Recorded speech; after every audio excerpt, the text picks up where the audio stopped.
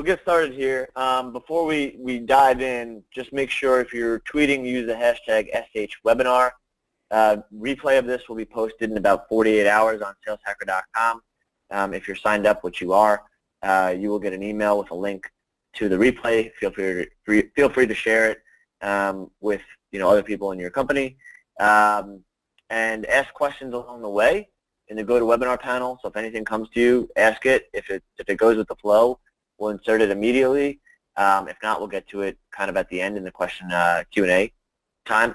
So we're getting into 3 strategies for scaling outbound sales today. We have Ben Brockland, Director of Sales from DataFox, Tonni Bennett, VP of Sales from Terminus, and Jake Dunlap, CEO of Skaled.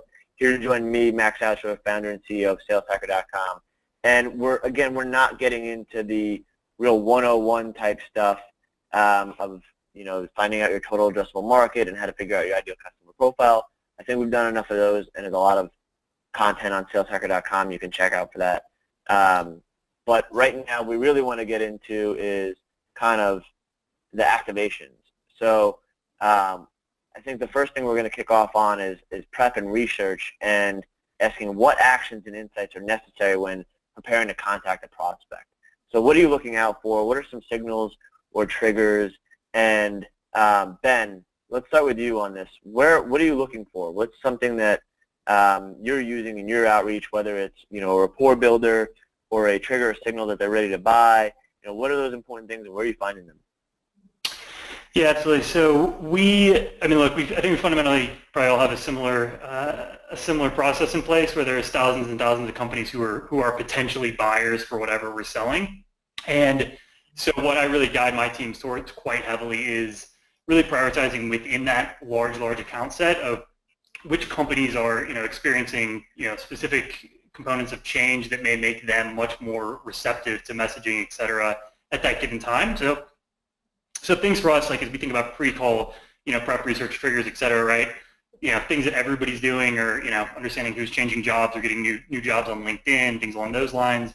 What we really gear towards is those change agents. And so for us, that's companies that are receiving funding, have had major customer acquisitions recently that we can message about, new office openings, companies that are going to conferences. Often if you're going to a SaaSter, for instance, you're there for a reason. You understand that there are certain types of companies there which are a good fit for whatever you're selling.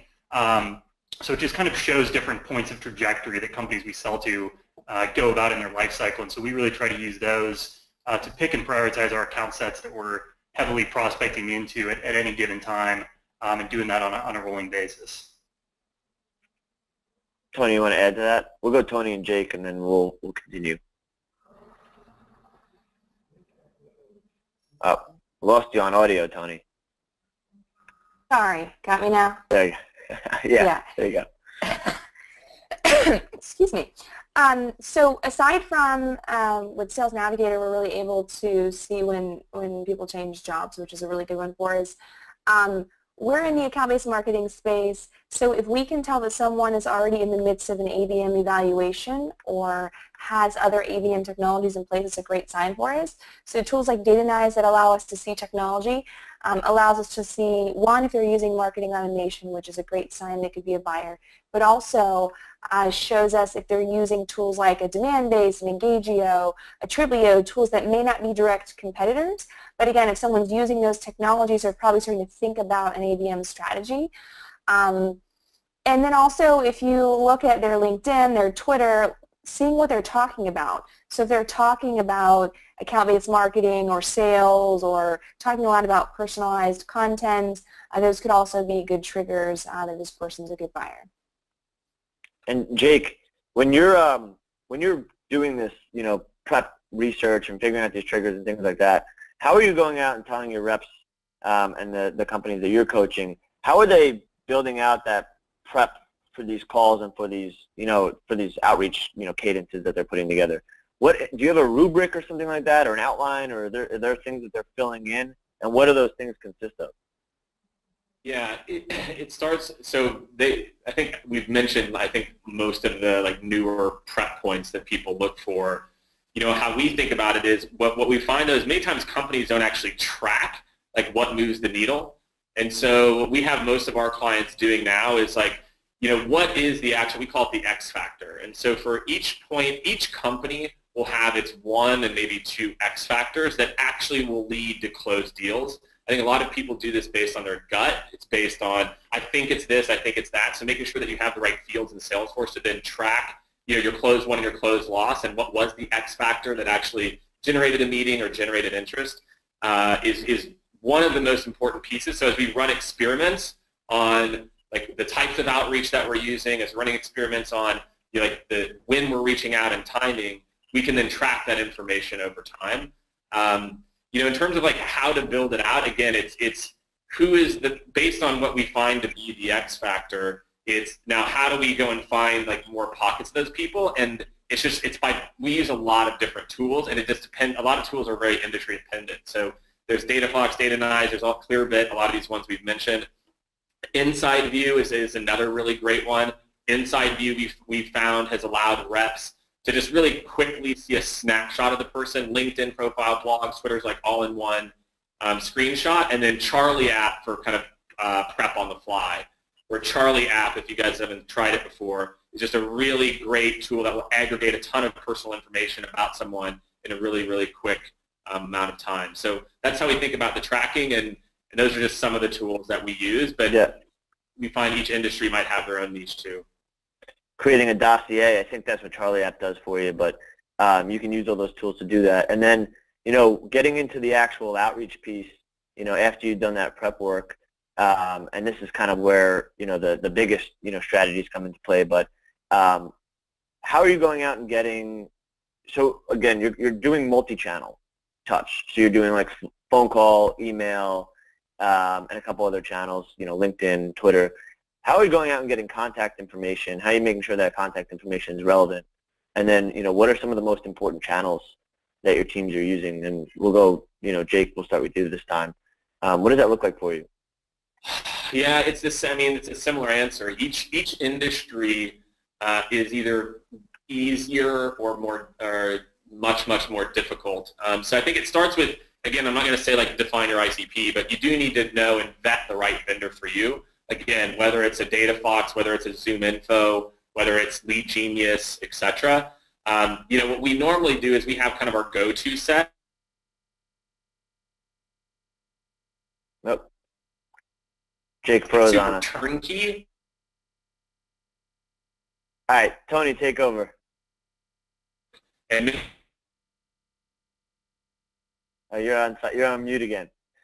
we're Got it. Oh, and Jake, are you back? Oh. Yeah. What happened? You cut out on us. Oh, all right. Well, I'm sure. Okay. Your video went away completely. Tony, take it over. We'll get Jake. Jake figured out. So obviously, it's different for every company. Again, Terminus being a company that sells to marketers, I can just tell you a little bit about what we do. So most of our business today is outbound, which I think is a big focus of the conversation today. And so how do we go out and find the right audience, and what do we use to get in front of them? So we use a number of tools. We use Sales Navigator. We used to use SalesLoft's Prospector tool, which went away. Now we're using LeadIQ to help us take those names from LinkedIn and essentially get some basic contact information and get them into Salesforce. And then we use ZoomInfo for direct phone numbers, which is a pretty great data tool. And then we've got a couple other tools that we check across, a lot of free things we've compiled together. But the key is once we find contact information for these people, we're trying to be as personalized as possible. Obviously, most of us get tons and tons of emails and phone calls from salespeople, so we're trying to find ways that we can really stand apart. And something we're starting to use a lot of is video in our cadences. So aside from really personalized emails where it's clear that we've actually done a little bit of homework on the company, not saying, hi, I researched your company, I think it'd be a great fit, here's what we do. I researched your company and I found this, and here's why I thought you would be a great fit for what we do. But we're starting to incorporate more video into that outreach or that cadence so that the SDR or the account executive can personalize that message and really explain verbally how we believe we could be a fit for this company or this individual person. And again, to really prep for that, we're looking at the company website, the person's LinkedIn and or Twitter and other social channels, if they've written any articles, if their CMO or CEO has written any recent articles. I'm just trying to learn as much as we can about the company. Obviously, the higher priority that account is, the more time we'll invest in doing that research. So if it's a company we believe to be a great fit, we'll spend 10 minutes sometimes doing research on one account. Okay, and how are you going out and getting names inside the accounts? You're going on LinkedIn? Yeah, so we're using LinkedIn a lot, ZoomInfo. For a little while we used Discover.org, which is another great tool. DataFox has a little bit of ability to show us individuals, but the main source we're using is still LinkedIn. Okay. And by video, what are you using for video? Is that a, Vidyard? Is that YouTube? What's the process Yeah, we're there? using Vidyard's new sales plugin called Viewed It. There's a free version which we've been using. We just upgraded with them. It is awesome. It makes it really easy for sales to create a video using a Chrome extension. It'll sit at the corner of their screen, and when they record, they can either just record their face, or they can have it record where there's a screen up and their face is kind of in the corner. So they can go to someone's LinkedIn profile, their face is in the corner of the screen, and they can say, hey, as you can tell, I'm on your LinkedIn page. I'm reaching out to you because I see X, Y, and Z about your profile. And that leads me to believe that you might be looking for, what we have to offer. Okay. Great. Ben, have anything to add? No. I mean, I think what Tony's speaking about in the video makes a ton of sense. We haven't gone that far, but we have very fundamentally realized that just pure play email doesn't get it done. When you look at our opportunity generation from our outbound team, 80% of all of our opportunities are generated from phone calls as opposed to email, set up a time and go. So definitely skewing way heavily towards that, personal actually call outreach to somebody. So I can understand why we should also be thinking about the video component given the steps that we've seen on getting people to actually pick up the phone and make a phone call as opposed to sending emails and hoping somebody responds. Yeah. And Jake, you cut out on us before, but we were talking about the different verticals and the different sizes of the companies. Basically, either it's more difficult or less difficult depending on the verticals and size of the company. So let's talk a little bit more about the verticals and the size of the companies. How do you do this differently from SMB to mid-market and enterprise? And what do you teach your companies basically is the right method for, personalization at scale and outreach at scale? Yeah, I mean, a lot of what you can or can't do is built around your average sales price and the LTV of those customers, because if the LTV is too low, then you just can't afford to do a certain level of personalization. That although you might at startup, it's fine in the early days, that it's maybe a 1-to-1 ratio, but over time, you have to find ways to make that more effective. So if you're selling pure SMB or mid-market, then you have to find different ways to do personalization at scale. And so there's a lot, and that moves more into the marketing tech, like a Persado, Emma, Signpost, where all these different tools that you can utilize that will do levels of personalization at scale. It's only once your LTV or your even just your 1-year ASP crosses over 1,000 a month or plus to where you really can ever make it make sense to invest the amount of time to go into customize. To hyper customize and 1-to-1 customize. So what we try to do is start with what's the product look like, what's the trajectory look like, and what will normally stand up first is we'll normally stand up the first semblance of a bulk customized campaign. So we'll use a sales loft or an outreach or a different tool to stand up something that's bulk customized. It looks like a Mad Lib, so it's pretty customized. And then once that starts to get running, then we learn quite a bit quickly about what are the nuggets within that actually worked, and then we start to kind of shift our focus to then building out more of an ABM strategy. So what we'll normally do is use more high volume but with customized field testing, and then as we learn over time, then we can quickly now apply that to a more targeted ABM effort about what actually tends to move the needle for people. Yeah, and so that's a pretty good segue into the ABM side of things. So Tonni, it would be great if you could tell us a little bit about how your sales team works with your marketing team to make sure you get deeper into those accounts and are surfacing content and other things that are really going to move the needle And I know we spoke before about you're contacting like 4 or 5 people in an account at one time, just so that they're warmed up, and then once you get through to the next conversation, it's easier to already bring in the right decision makers on that. So why don't you give us a little bit more insight on that? Absolutely. Obviously, and I'm sure a lot of the content you've had on Sales Hackers talked about the changing role of the buyer and how they have more power than ever before. So we're finding that, one, we not only have to get more and more personalized, but that we have to be reaching out to multiple people in an account. And as we started really forcing and challenging our SDRs to reach out to 4, 5, 6 contacts in an account, our rate at which we were able to schedule appointments would go up. And the same with my account executive team. The deeper into that account we can get in the sales process, the more likely to close that deal. Obviously, the multi-threaded aspect is really important.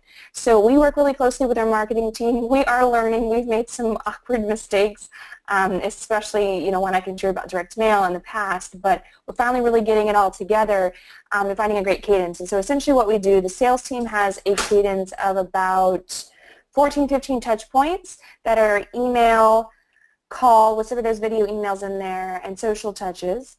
And then marketing runs, so with our product, Terminus ads, starting 2 to 4 weeks ahead of time before the sales rep reaches out to warm up that account.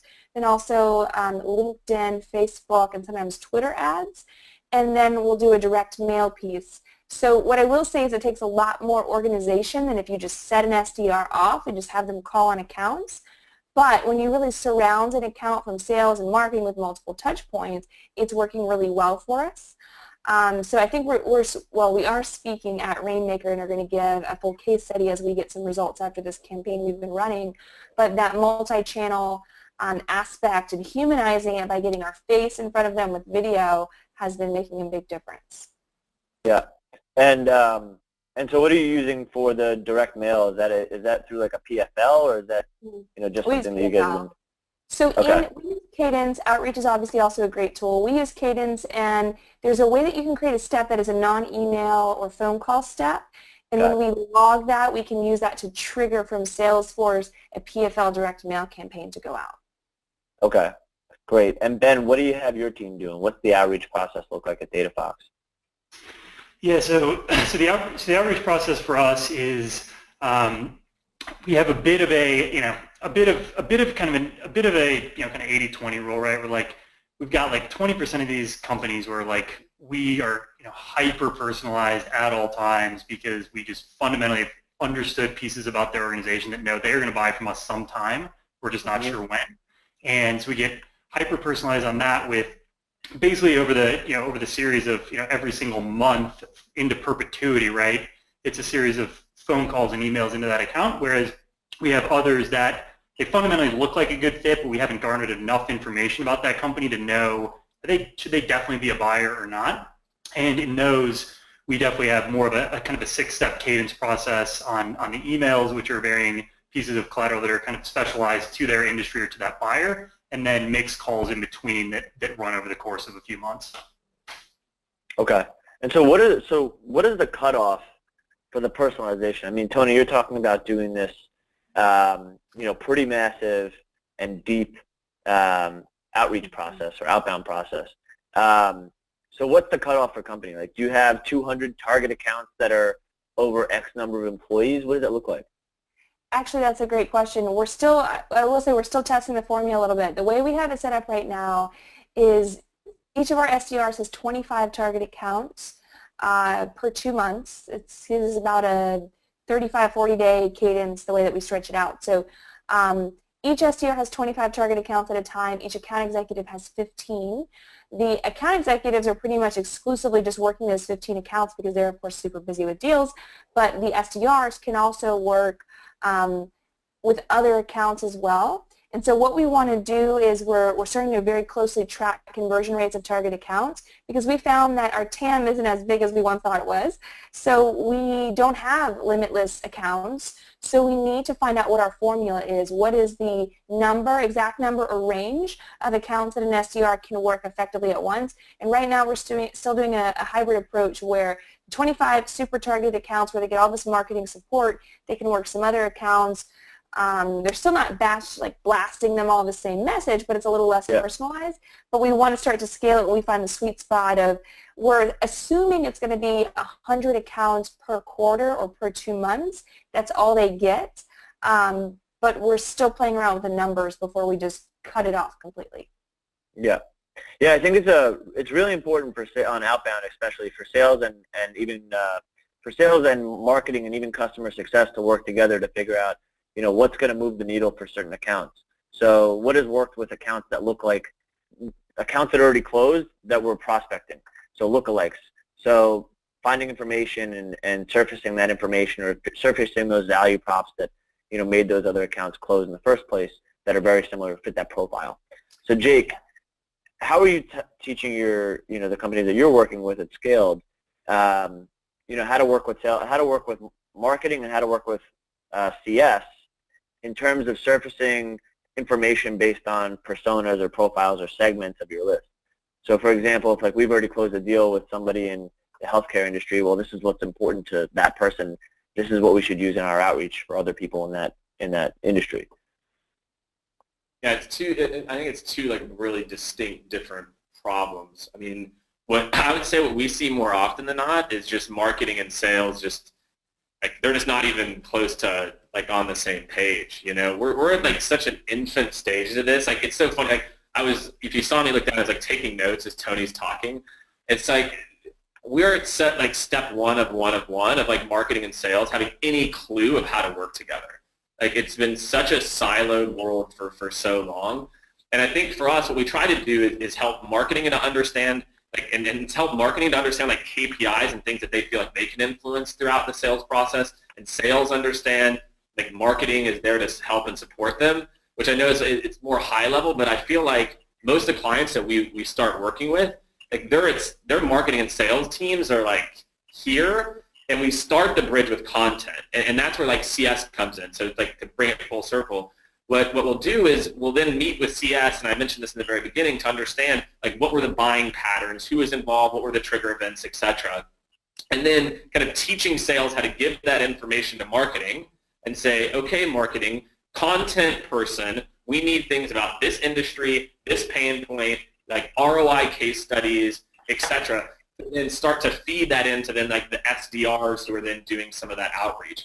And then feeding that back into, once the SDRs have completed their cadence, opting them into a nurture campaign, back into marketing. And so it does end up coming full circle, but I think step one is if you can get aligned around the data of why people buy and why people don't, then that helps and then that makes sales trust that marketing is going to then put together the right type of content that can then move the needle. I think that's been our starting point traditionally, and it's really helped to get everyone aligned around producing that type of content and marketing feeling like they're a part of the process.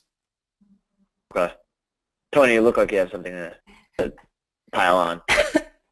Forgive my cough. I like what you just said a lot. I didn't think about it, but I was smiling when you were talking because I was thinking I think that's why our sales team is starting more and more to really get excited about some stuff that marketing is doing, as they've been creating more content and working with customer success to collect customer stories and fact points that we can use. I think that's important for any business, but especially that tech audience that have a newer product that people aren't necessarily coming to you, where you're having to go out and create urgency out of thin air. That lack of content can look like a lack of credibility in the market. So the more that you have great looking content that speaks to pain points, it helps sales so much. So I think that's a great first step. Yeah, and I think I think something we saw. So I spent way too long, banging my head against Salesforce reports and Excel sheets, trying to really understand who is our perfect fit buyer. And what I found was that there weren't actually really great answers coming out of that. And so what I did was I kind of stepped back and actually grabbed our two most senior AEs who were super successful and said, hey, if you're coming into the start of a month and we can tee you up with one customer that you can go out and close and is going to be at a deal size that's above our average, what does that look like for you? Wish list, I get to hand you one. Who is that? What do they look like? And they'll just tell you who you want to go find, right? I want to find somebody who's using Salesforce that's trying to either grow a team or has a big number to go attain for the year that was mandated by the board, whatever that may be. And then you can really work with customer success and then say, hey, look, is that the type of person that when you see that customer come on, are they super successful? Yes, great. And then go back to marketing and say, now let's get creative to, one, understand what are the right ways to identify accounts that would exhibit those characteristics, and then are we then fundamentally producing and structuring content that would be relevant to that buyer in the first place. Can I ask a question? Yeah.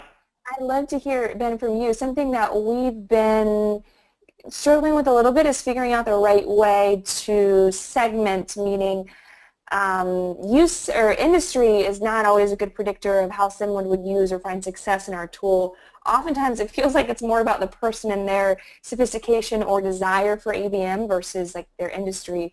What ways, it doesn't sound like you're talking about industry segmentation, what ways have you guys found that you were able to segment use cases or stories that help to align with your buyers? Yeah, so you're right. I mean, industry is like a safe starting point, right, of like every company that kind of might be a fit. And so then what we've seen be successful past that is like we actually, collect and curate job posting information in our platform as well. So like that's often like something that's like not super front and center, but teams that are, posting a lot of jobs for, an SDR function, for instance, or for some of our customers that sell products that customer success uses heavily, right? There's like ways for us to get at some kind of underlying characteristics of this, of people who are growing and scaling with those types of roles that have been good leading indicators on, even amongst that account set, are they actually kind of good fit within that? Great. All right, so we've gotten through, we've kept the strategies pretty broad here. We've gotten through some stuff on preparing for outreach and the things that you need to do there. Didn't go too far into TAM and ICP because there's a lot on that, but definitely finding out triggers and signals and how to get prepared pre-call. A lot of the tools we mentioned, there's like free versions of, so you don't have to buy anything. We did the multi-channel outreach and balancing personalization versus scale, depending on segments. We talked about marketing, customer success, how to work with them on the sales process. So you're already at, you're in the outreach process. You've got the demo set up. All right, so you've hit step one, onto the next thing. How do you make sure that the AE is empowered on the demo and then afterwards? So Tony, a lot of the stuff you're talking about surrounding the leads, surrounding the accounts. So you're in with like 4 or 5 different accounts. But what are you doing to make sure that that's moving forward to the next step accordingly, and that the AE is prepared, from the SDR, and has prepared the rest of that account to move forward? Yeah, this is a big one for us because, again, most of our meetings are outbound scheduled meetings. So we reached out to them super cold, set up the meeting. We're not getting a lot of inbound. So I think that's a little bit of a different first meeting. So our first meeting is 30 minutes. It's got to be brief. We can't do a super long discovery or we're going to lose them. So we have to find the right balance of how do we get enough information to qualify them, but also make sure we get them excited enough to meet us for an hour-long call too, where we actually dig in deeper to discovery, finish collecting what we need to start to build a use case, and finish going through the product. So it is a very tricky one for us, but some of the things that we try to do, so obviously as much research as we can going into it, we need to know a little bit of something and use it at the beginning of the call, whether it's a, hey, I see you're new to the company, congratulations. Are you coming in wanting to bring in some new initiatives? Or little things that you can notice. When we're asking questions, we need to know a little bit about who they sell to. So we would never ask, well, who do you sell to? What's your audience? We would ask, it looks from your website like you sell to companies like this and or contacts like this. Talk to me more about that. So we want to make sure they know, to build some credibility, that we've done our homework. We've got to get to the point really quickly. We can't spend a lot of time talking about the weather or sports. Just get into the call. You're respecting their time, like getting right into it.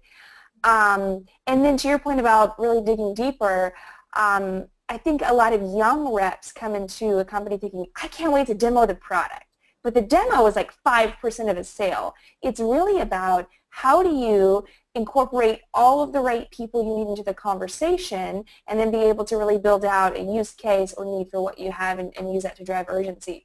And so we found that we were losing or stalling, really deal dead, a lot of deals that we did demo 1 with maybe demo 2 and never got further.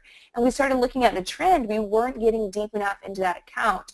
So I'm not a sales leader who likes to mandate that a million things are recorded in Salesforce, because salespeople hate that. I hated it as a rep. But that is one thing that we look for in one-on-ones. Are you multi-threaded in this account? By the time you get to call 3, if you're not speaking to multiple people, huge red flag on the deal. Don't commit this deal. So we don't necessarily mandate there's an exact number of people, but that is a big thing to look at. And last point there, this is something newer we're starting to do. Since the SDR is reaching out to so many contacts, we're trying to leverage that.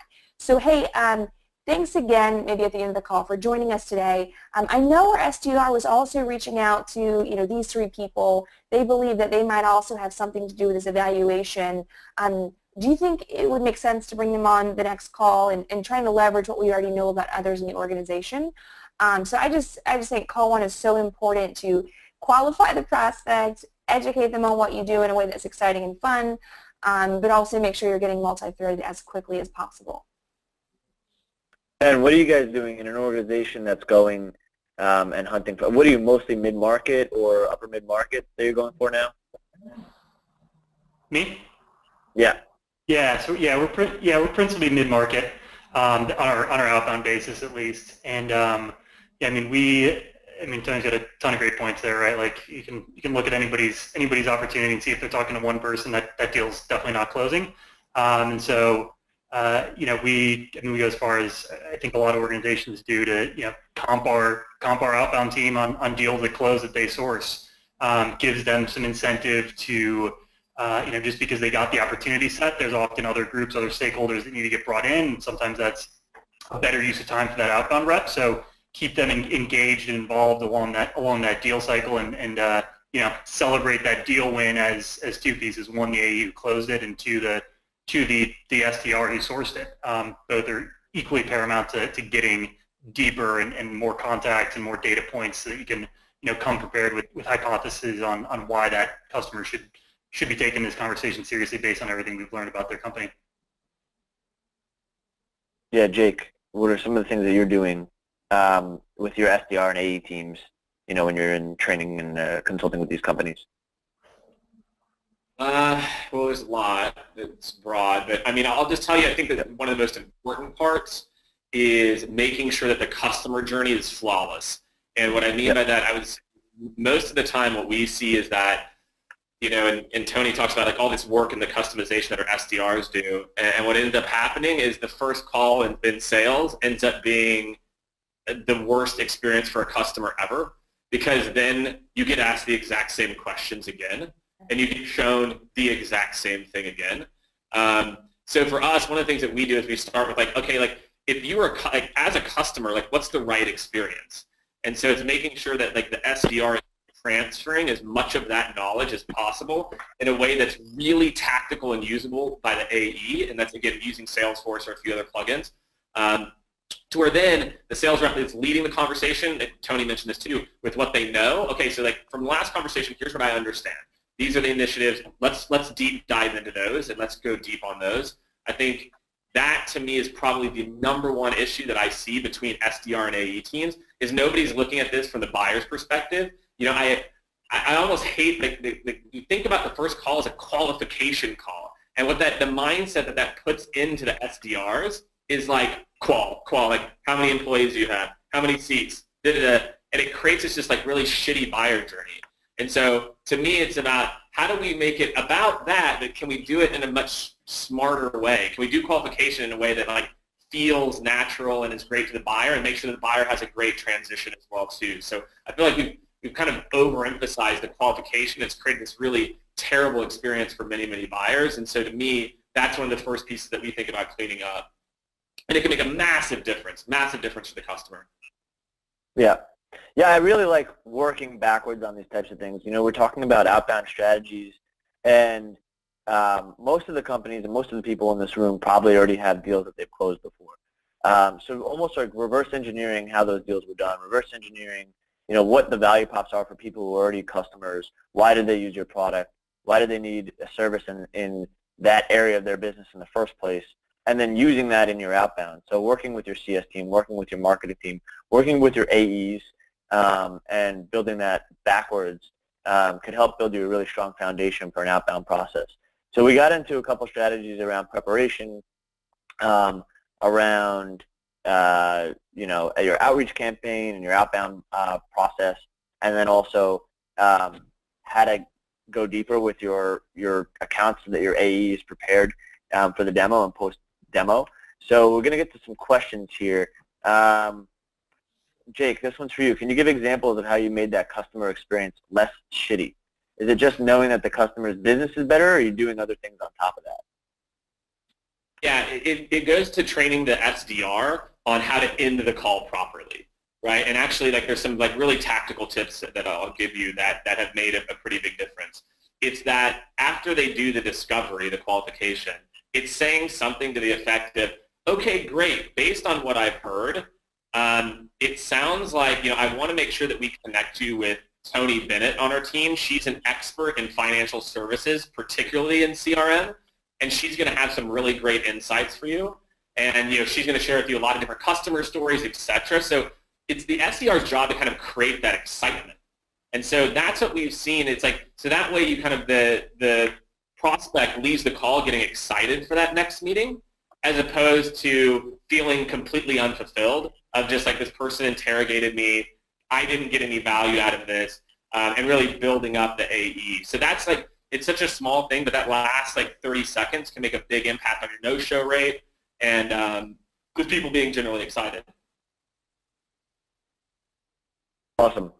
Cool. I want to do okay, we got a couple more questions. They're coming in now. Here we go.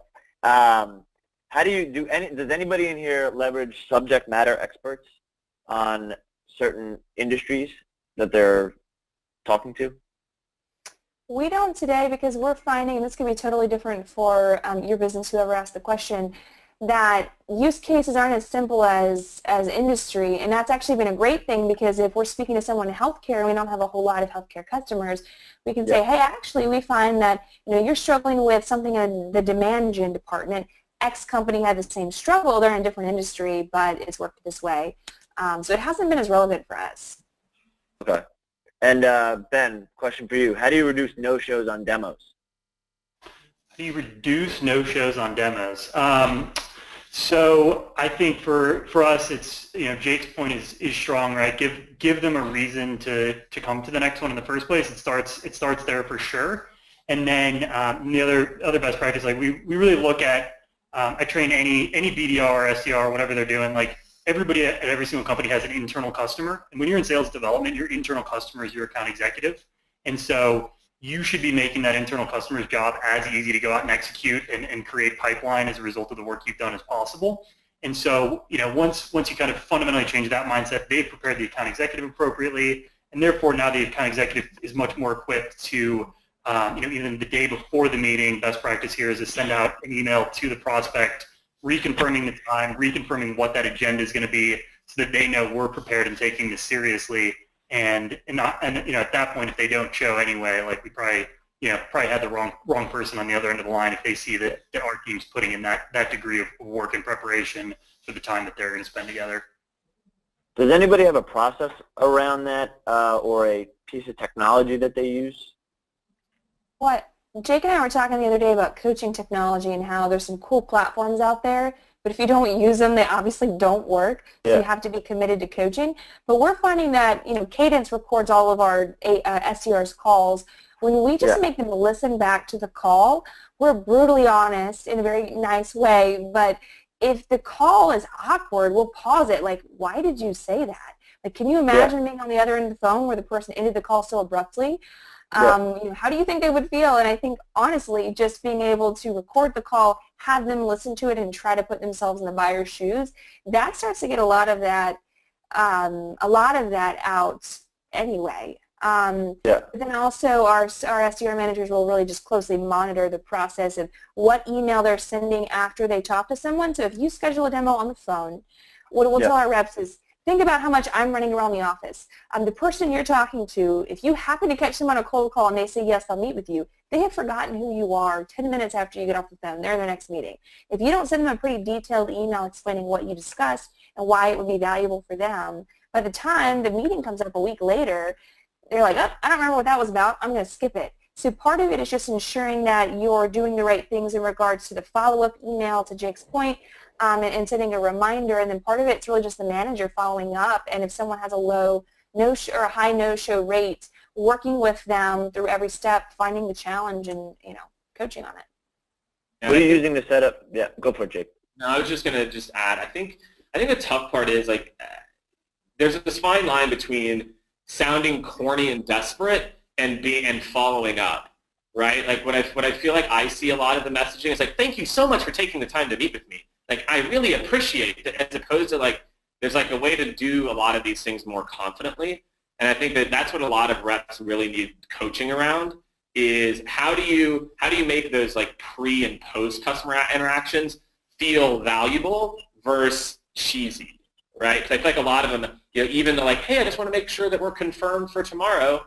The way that we change that is we call and say, hey, Tony, looking forward to the conversation tomorrow. Who else on your team should I loop in? I didn't get anybody else's email addresses, so let me know. So it's like confirming, and we also then usually can get a few people extra on the phone at times. So I think about these like pre and post touch. Make sure there's like a value add reason. It's never, like the cheat. I don't know. I'm sure you guys have seen these emails, and it's like, dude, you reek of desperation. Like, just please stop. I feel awkward. Yeah. Yeah, and it doesn't do anything extra for you, which I like about, who else should I get on this meeting? I mean, you can kill two birds with one stone there. So that was awesome. All right, I had the question I had was around technology and as far as setting up the, did you do round robins for your SDRs to AEs? How do you know who the, is it teams or is it pods? What does that look like? And then is there a piece of technology that you use other than, just going to Google Calendar or Outlook or whatever it is, going to their calendar and like plugging it in? Is there a Calendly? Is there Chili Piper? Or, are you using something within Salesforce? Ben, you guys have something for this?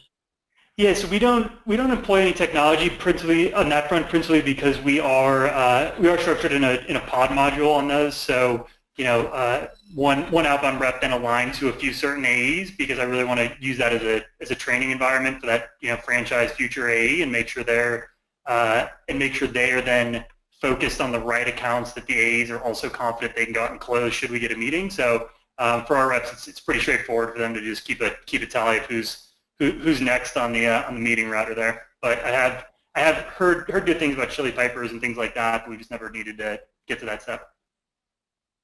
Tony, we're fully round robin model, so we have I think 14 SDRs now and 10 account executives.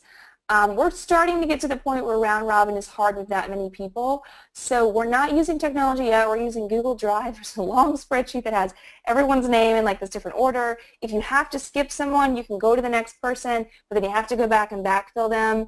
And at one point, we found out that certain demos weren't being put on the round robin, so the way that we enforce it, which is probably too much work, and we should probably use something, but we have the SDR manager check at the end of each week. If any demo was scheduled in their report that isn't on the round robin, they don't get credit for it. It has to be there.